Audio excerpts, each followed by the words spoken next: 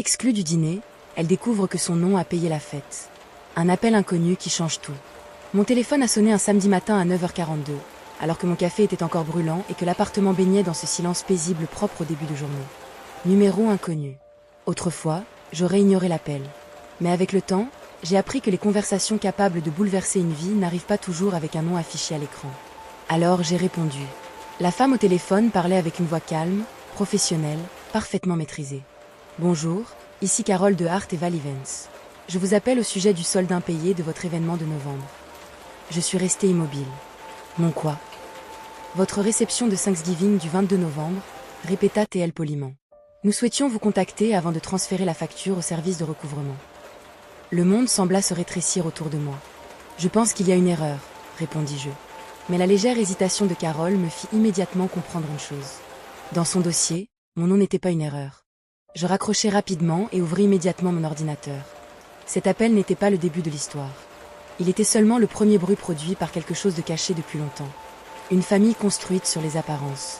Ma mère, Diane Whittaker, a toujours excellé dans l'art des apparences. Élégante, organisée, irréprochable en public, elle savait transformer chaque événement familial en image parfaite. Mais j'avais toujours remarqué ce que les autres ignoraient. Les détails modifiés selon les invités. Les silences derrière les sourires. La différence entre ce qui était vécu et ce qui était raconté ensuite. Ma sœur Bréa s'adaptait naturellement à cet univers. Moi, beaucoup moins. Je posais les mauvaises questions.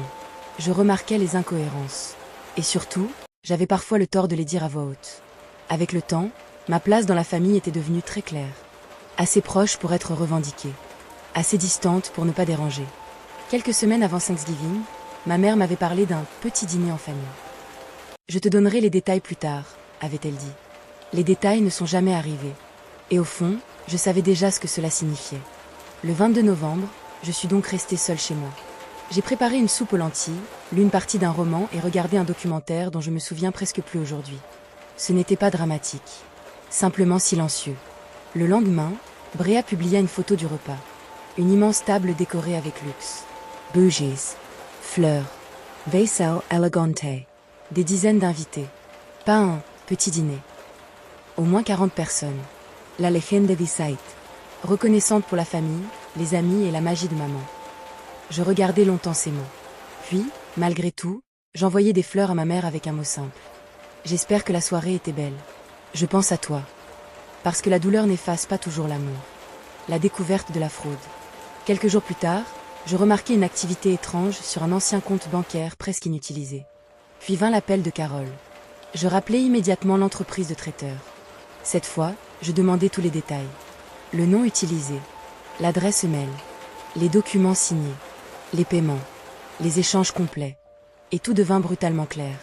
Quelqu'un avait créé une adresse mail presque identique à la mienne. Un contrat de traiteur avait été signé avec une imitation de ma signature. Un acompte avait été payé avec une ancienne carte bancaire m'appartenant encore. Pire encore, un message précis figurait dans les échanges. Merci de ne pas contacter directement le numéro de facturation avant la fin de l'événement. Ce n'était ni un oubli ni une confusion. C'était organisé. Le dossier complet révélait une réservation faite en octobre. Une fausse adresse créée avant même que ma mère me parle du repas. Un système destiné à utiliser mon identité sans que je le découvre avant Thanksgiving. Le plus douloureux n'était pas l'argent. C'était la logique derrière tout cela. Ma présence était gênante. Mais mon nom, lui, restait utile.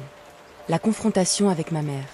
Après avoir assemblé tous les documents, je me suis rendue directement chez ma mère sans prévenir. Bréa ouvrit la porte. Ma mère arrangeait tranquillement des poires dans un saladier lorsque j'entrai dans la cuisine. Je posai calmement le dossier sur la table. Puis je présentai les preuves une par une. La fausse adresse mail. Le contrat signé. Le paiement effectué avec ma carte. Les instructions demandant qu'on ne me contacte pas. Les documents de réservation. Ma mère finit par murmurer. Ce n'était pas censé se passer comme ça. Cette phrase disait déjà tout. Je lui demandai alors. Comment cela devait se passer exactement? Après un long silence, elle répondit. Je voulais simplement un dîner facile.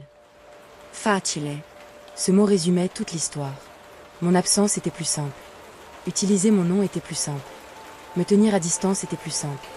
Quand la vérité devient enfin impossible à ignorer. Je demandai alors plusieurs choses très clairement. Le paiement complet de la facture. Le retrait immédiat de mon nom du dossier.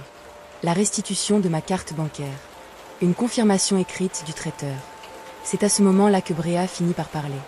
La voix tremblante, elle reconnut avoir créé la fausse adresse mail à la demande de notre mère. Mais elle affirma ne pas avoir su. Que ma carte serait utilisée. Que ma signature serait imitée. Que toute la réservation serait faite entièrement à mon nom. Pour la première fois depuis longtemps, quelqu'un disait enfin la vérité dans cette maison.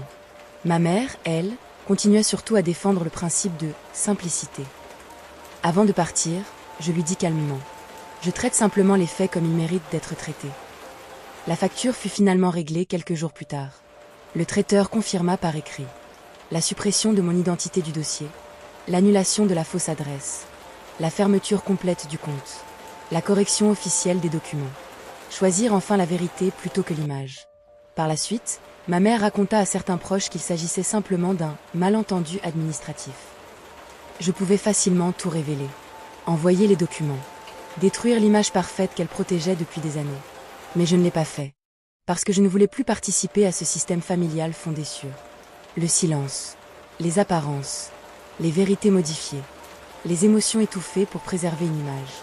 Désormais, lorsque quelqu'un me posait des questions, je répondais simplement.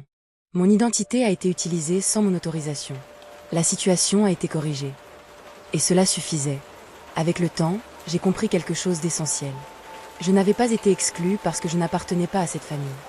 J'avais été exclue parce que ma présence réelle compliquait une image soigneusement construite. Mon nom était utile. Mon argent était utile.